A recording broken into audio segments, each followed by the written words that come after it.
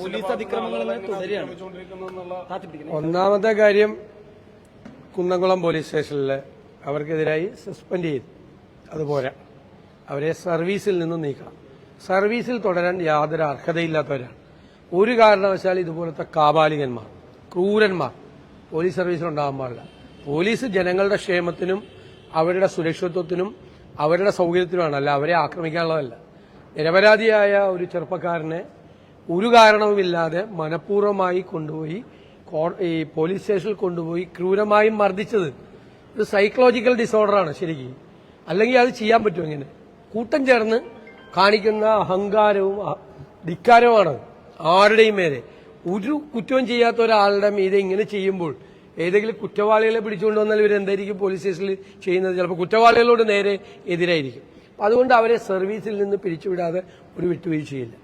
വീണ്ടും വരികയാണ്. പീച്ചിയിൽ ഹോട്ടലിലെ ഉടമയുടെ മകനെയും മാനേജരെയും കൊണ്ടുപോയി ക്രൂരമായി മർദ്ദിക്കുക, എന്നിട്ട് സെറ്റിൽ ചെയ്യുക, 5 ലക്ഷത്തിന് സെറ്റിൽ ചെയ്യുക, ആ കാശ് മേടിക്കുന്നതിൻ്റെയൊക്കെ ചിത്രങ്ങളടക്കം പുറത്തു വരികയാണ്. അപ്പം ഞങ്ങൾ കഴിഞ്ഞ 4-4.5 വർഷക്കാലമായി പറഞ്ഞുകൊണ്ടിരുന്ന കേരള പോലീസിന്റെ തനി നിറമാണ് ഇപ്പോൾ പുറത്തുകൊണ്ടിരുന്നത്. ഞങ്ങൾ പറയും കേരള പോലീസിനൊരു കോക്കസാണ് കൺട്രോൾ ചെയ്യുന്നത്. ഈ DGPക്ക് SP-മാരുടെ മീതെ നിയന്ത്രണമില്ല, SP-മാർക്ക് SHO-മാരുടെ മീതെ നിയന്ത്രണമില്ല. ഇതെല്ലാം പല സ്ഥലത്തും പാർട്ടിയാണ് ഭരിക്കുന്നത്. ഇപ്പൊ പാർട്ടി സെക്രട്ടറി ലോക്കൽ സെക്രട്ടറിക്ക് അടി കിട്ടി അവസാനം. അതാണ്. അപ്പൊ ഒരു മാഫിയ പോലത്തെ ഒരു സംഘമാണ് ചെയ്യുന്നത്. അദ്ദേഹത്തിന്റെ അടുത്ത് മാധ്യമപ്രവർത്തകർ പോയപ്പോൾ CPM പ്രവർത്തകർ തടഞ്ഞു, ഇല്ലേ? അദ്ദേഹത്തെ കൊണ്ട് സംസാരിപ്പിക്കാതെ അത് തടഞ്ഞു. അപ്പോ പീച്ചിയിലുണ്ടായ സംഭവം, കുന്നംകുളത്തുണ്ടായ സംഭവം, ഇതൊക്കെ കുറെ പേര് അതിന്റെ പുറകെ നടന്നിട്ടാണ് ഈ CCTV ദൃശ്യങ്ങളൊക്കെ കിട്ടിയത്. സ്വാഭാവികമായി എത്രയോ മർദ്ദനങ്ങൾ ഈ CCTV ദൃശ്യങ്ങൾ ഇല്ലാതെ, അല്ല അതിന്റെ പുറകെ ആളുകൾ നടക്കാത്തതുകൊണ്ടും ഭയന്നിട്ടും പുറത്തു പറയാത്ത എത്രയോ കേസുകളുണ്ട്. അപ്പൊ കേരളത്തിലെ പോലീസ് സ്റ്റേഷനുകളിൽ ഇതുപോലുള്ള ക്രൂരമായ ആക്രമണങ്ങൾ നടക്കുകയാണ്. മനുഷ്യത്വരഹിതമായി മനുഷ്യാവകാശങ്ങളുടെ പൂർണ്ണമായ ധ്വംസനമാണ് നടക്കുന്നത്. മുഖ്യമന്ത്രി ഇതുവരെ മിണ്ടാതിരിക്കുകയാണ്. എന്ത് കാര്യത്തിലാണ് മുഖ്യമന്ത്രി മറുപടി പറയുന്നത്? അദ്ദേഹമല്ലേ ഇതിന് മറുപടി പറയേണ്ടത്? അദ്ദേഹത്തിനല്ലേ ആഭ്യന്തര വകുപ്പിന്റെ ചുമതലയുള്ള മുഖ്യമന്ത്രി ഇതിന് മറുപടി പറഞ്ഞില്ലെങ്കിൽ പിന്നെ ആരാണ് മറുപടി പറയേണ്ടത്? അദ്ദേഹത്തിന് ഉത്തരവാദിത്തമുണ്ട്. ഒരു ഫേസ്ബുക്ക് പോസ്റ്റ് പോലും ഇട്ടിട്ടില്ല. ഒന്നിനെക്കുറിച്ച് ഒരു അഭിപ്രായമില്ല. പറയാതെ മാറി നീക്കുകയാണ്, ഒളിച്ചോടുകയാണ് മുഖ്യമന്ത്രി. ഉത്തരം പറയേണ്ട സ്ഥലത്ത് അധികാരത്തിലിരിക്കുന്ന ആളുകൾ, ഗവൺമെന്റിന് നേതൃത്വം കൊടുക്കുന്ന ആളുകൾ, പോലീസ് സേനയെ നിയന്ത്രിക്കുന്ന ആളുകൾ, അതിനെതിരായി ആക്ഷേപം വരുമ്പോൾ പറയാനുള്ള മറുപടിയുണ്ട്, മറുപടി പറയാനുള്ള ബാധ്യതയുണ്ട്. ആ ബാധ്യതയിൽ നിന്നാണ്, ഔദ്യോഗികമായ ബാധ്യതയിൽ നിന്നാണ് മുഖ്യമന്ത്രി ഒളിച്ചോടുന്നത്. ഇതാണ് കേരളത്തിലെ പോലീസ്. ജനങ്ങളെ ക്രൂരമായി തല്ലിക്കൊല്ലുന്ന പോലീസാണല്ലോ. ആ പോലീസ് വെച്ചുകൊണ്ട് മുമ്പോട്ട് പോയാൽ അതിശക്തമായ പ്രതിഷേധങ്ങളുണ്ടാവും. ഇല്ലില്ല, അങ്ങനത്തെ കേസുകളൊന്നും ചെയ്തിട്ടില്ല. കേസുകളുണ്ടെങ്കിൽ അപ്പം തന്നെ ഇടപെട്ടിട്ടുണ്ട്. ഇതെന്താണ് നിങ്ങൾ മനസ്സിലാക്കേണ്ടത്? 2023 ഇങ്ങനെ ഒരു സംഭവം ഉണ്ടായിട്ട് അത് പൂഴ്ത്തിവെച്ചു. ACPയുടെ റിപ്പോർട്ട് ഉണ്ടായി, അത് പൂഴ്ത്തിവെച്ചു.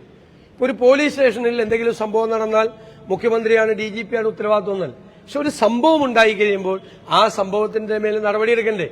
ഇപ്പൊ പീച്ചിയിലെ സംഭവം എത്രമാത്രം പൂഴ്ത്തിവെച്ചു.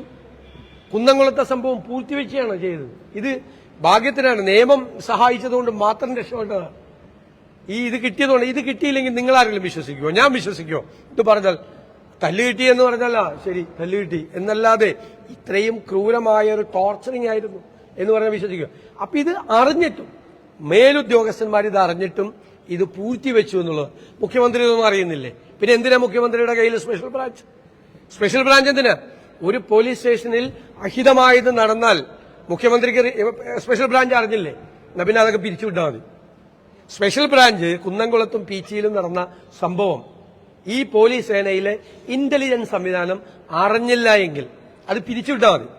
അപ്പോൾ അവരറിയാതിരിക്കില്ല, അവർ മുഖ്യമന്ത്രിയെ അറിയിക്കുകയും ചെയ്യും.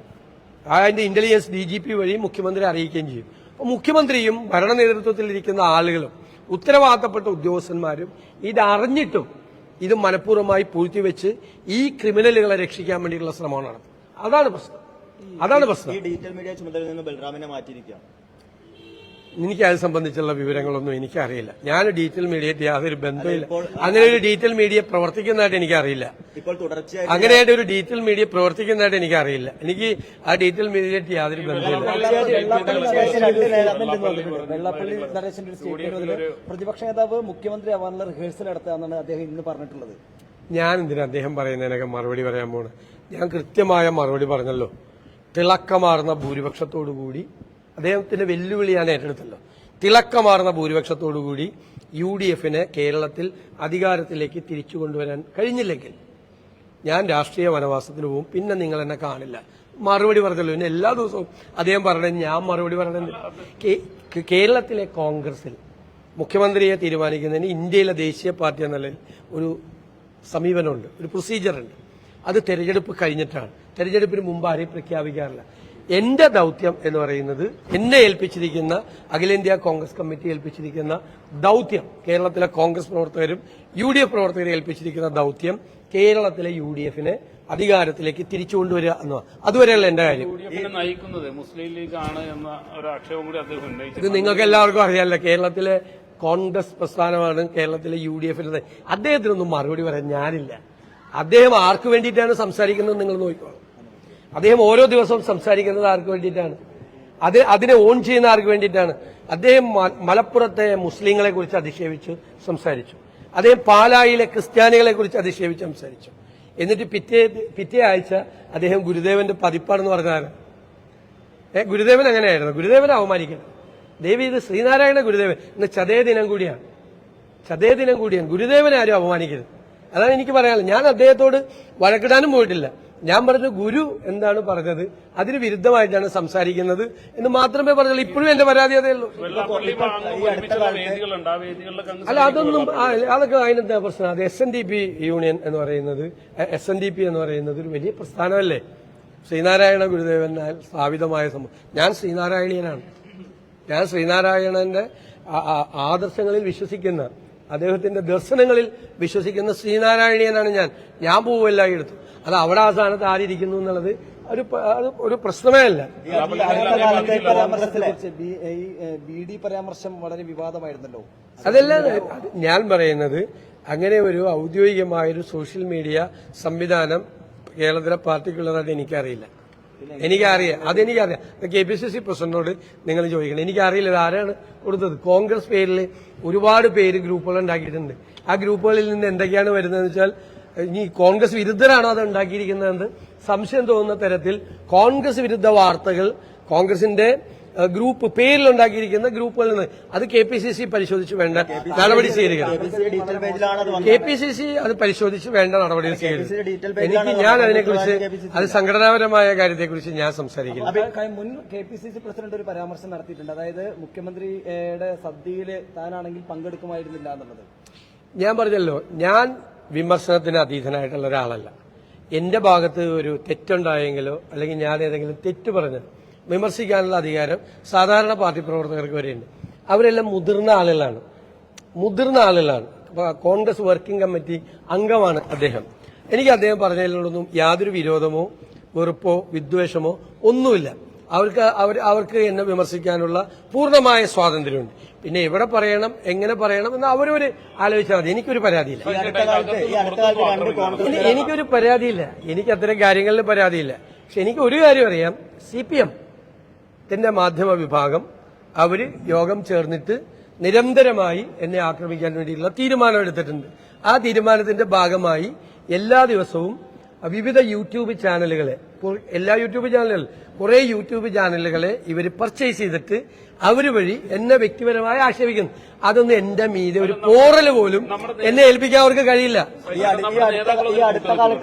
അതൊന്നും എനിക്ക് അങ്ങനെ പരാതിയൊന്നും. ഈ രണ്ട് കോൺഗ്രസ് നേതാക്കളുടെ സ്ഥാനമാണ് നഷ്ടപ്പെട്ടത്. രാഹുൽ മാങ്കൂട്ടത്തിൽ ഇപ്പോൾ ബൽറാമിനെ പുറത്താക്കിയിട്ടുണ്ട്. അപ്പോൾ ബൽറാമിനെ ഒന്നും പുറത്താക്കിയിട്ടൊന്നുമില്ല. ആരാ പറഞ്ഞത്? ഡിജിറ്റൽ മീഡിയ നോ, അത് തെറ്റായ വാർത്തയാണ്. VT ബലറാമിനെ ഒന്നും ഒരു സ്ഥലത്ത് നിന്നും പുറത്താക്കിയിട്ടില്ല. അദ്ദേഹം KPCCയുടെ ഉപാധ്യക്ഷനാണ്. പക്ഷെ അദ്ദേഹം അത് അദ്ദേഹത്തിന്റെ ദാറ്റ് ചാപ്റ്റർ ഈസ് ക്ലോസ്ഡ്. ഞാൻ ഇനി അതിനെക്കുറിച്ച് സംസാരിക്കില്ല. അത് പാർട്ടി തീരുമാനമെടുത്ത് നിങ്ങളെല്ലാവരും അറിയിച്ചിട്ടുണ്ട്. അതിന്റെ അപ്പുറത്തൊരു തീരുമാനം. ഈ ഒരു യൂത്ത് കോൺഗ്രസ് പ്രവർത്തകനെ കസ്റ്റഡിയിൽ മർദ്ദനമേറ്റ് യൂത്ത് കോൺഗ്രസ് വലിയ പ്രതിഷേധം നടത്തേണ്ട സമയത്ത് ഇപ്പോഴും ഒരു സംസ്ഥാന അധ്യക്ഷൻ ഉണ്ടായിട്ടില്ല.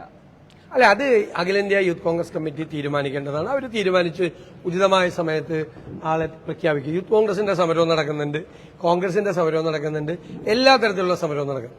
ഈ കോൺഗ്രസിലെ സൈബർ ഇടങ്ങളിൽ കോൺഗ്രസിനെ തുടർച്ചയായിട്ട് സപ്പോർട്ട് ചെയ്തിരുന്ന ഒരു വിഭാഗമുണ്ട്. അവര് പ്രതിപക്ഷ നേതാവിനെതിരെ വലിയ വിമർശനം ഉയർത്തുന്നുണ്ട് കഴിഞ്ഞ കുറച്ച് ദിവസം. തീരുമാനങ്ങൾ എടുക്കുന്ന ആളുകളെ വിമർശിക്കാൻ പറ്റുള്ളൂ, നിലപാടുകൾ എടുക്കുന്ന ആളുകളെ വിമർശിക്കാൻ പറ്റുള്ളൂ.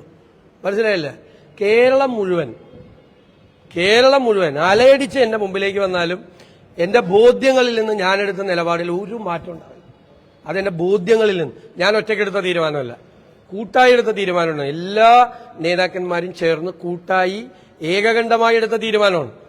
ഞാൻ പക്ഷേ ആ തീരുമാനത്തിന്റെ ഉത്തരവാദിത്വം കൂടി ഞാൻ ഏറ്റെടുക്കുന്നു. ഞാൻ പറഞ്ഞല്ല, കേരളം മുഴുവൻ കടല് പോലെ അലയടിച്ച് വന്നാലും ബോധ്യങ്ങളിൽ നിന്നാണ് ഞങ്ങൾ തീരുമാനമെടുത്തത്. ആ തീരുമാനത്തിൽ നിന്ന് അണുവിട വ്യതിചലിക്കില്ല. അത് നിലപാടാണ്. നിലപാടുകൾ എടുക്കുമ്പോൾ എതിർപ്പുകളുണ്ടാവും, ഇഷ്ടമില്ലാത്ത ആളുകൾ എതിർക്കും. അതൊന്നും കാര്യമില്ല. നമ്മുടെ ബോധ്യമാണ്. നമ്മളത് പരിശോധിച്ച് നമ്മുടെ ബോധ്യത്തിന്റെ അടിസ്ഥാനത്തിൽ മുതിർന്ന നേതാക്കൾക്ക്, കേരളത്തിലെ കോൺഗ്രസിന്റെ ഏറ്റവും പ്രധാനപ്പെട്ട നേതാക്കൾ, അവരെല്ലാവരും കൂടി ഒരുമിച്ചെടുത്ത ഏകകണ്ഠമായ ഒരു തീരുമാനം. ആ തീരുമാനം 100% അത് ശരിയാണ് എന്ന് ഉറപ്പിച്ചു പറയുന്ന ഒരാളാണ് ഞാൻ. അതാണ് നിലപാട്. പിന്നെ എന്നെ അങ്ങനെ ആരും ഭയപ്പെടുത്തുന്നുണ്ട്. കാരണം പ്രവർത്തകർക്കിടയിൽ സതീശേട്ടൻ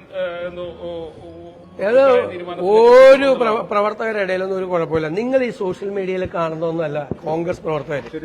അല്ലല്ല, നിങ്ങൾ ഈ സോഷ്യൽ മീഡിയയിൽ കാണുന്നതൊന്നുമല്ല കോൺഗ്രസ് ജീവിക്കുന്നത് സോഷ്യൽ മീഡിയയിലല്ല, റീലുകളിലും അല്ല കോൺഗ്രസ് ജീവിക്കുന്നത്.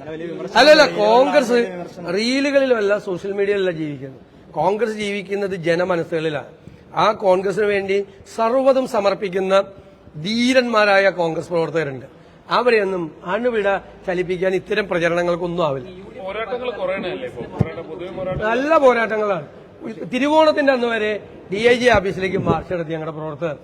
ഈ കുന്നംകുളം ഇഷ്യൂവിന്റെ പുറത്ത് തിരുവോണത്തിന്റെ അന്ന് മാർച്ച് നടത്തിയില്ലേ?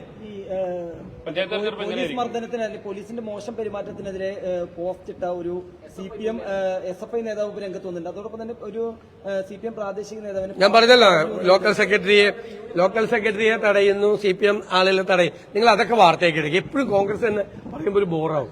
ഇടയ്ക്ക് അതുകൂടിയൊക്കെ വാർത്തയാക്കി, എന്തോരം വാർത്തയാക്കി. നിങ്ങളുടെ ഒരു മാധ്യമപ്രവർത്തനയില്ലേ തള്ളി നീക്കിയിട്ട് പാർട്ടി തീരുമാനമാണ് സംസാരിക്കരുതെന്ന് പറഞ്ഞു അല്ലേ? അടികിട്ടി വന്ന ലോക്കൽ സെക്രട്ടറിയാണ്, SHOന്റെ കയ്യിൽ നിന്ന് അടികിട്ടി വന്ന ലോക്കൽ സെക്രട്ടറിയാണ്. പറയാൻ പോലും നിങ്ങൾ വല്ല കോൺഗ്രസ്സുകാരും വല്ലവരാണ് നിങ്ങളെ വന്ന് തള്ളി മാറ്റിയെങ്കിൽ നിങ്ങൾ എന്ത് ഇഷ്യൂ ഉണ്ടാക്കിയാനെ? ഓരോ ചാനലുകളിൽ എന്തെല്ലാം വിഷയം ഉണ്ടാക്കിയാനെ? നിങ്ങളെ വന്ന് തള്ളി മാറ്റിയില്ലേ? നിങ്ങൾ സംസാരിക്കണ്ട. ഇങ്ങനെ കൈവത്തി ക്യാമറയുടെ മുമ്പിൽ കാണിച്ച CPM പ്രവർത്തകർ വന്നിട്ട് ഒരു പരാതി നിങ്ങൾക്ക് ആർക്കില്ല. CPM വാർത്താ ബോംബുണ്ട് മുന്നേ പറഞ്ഞിരുന്നു, പിന്നെ ഒന്നും കണ്ടില്ല.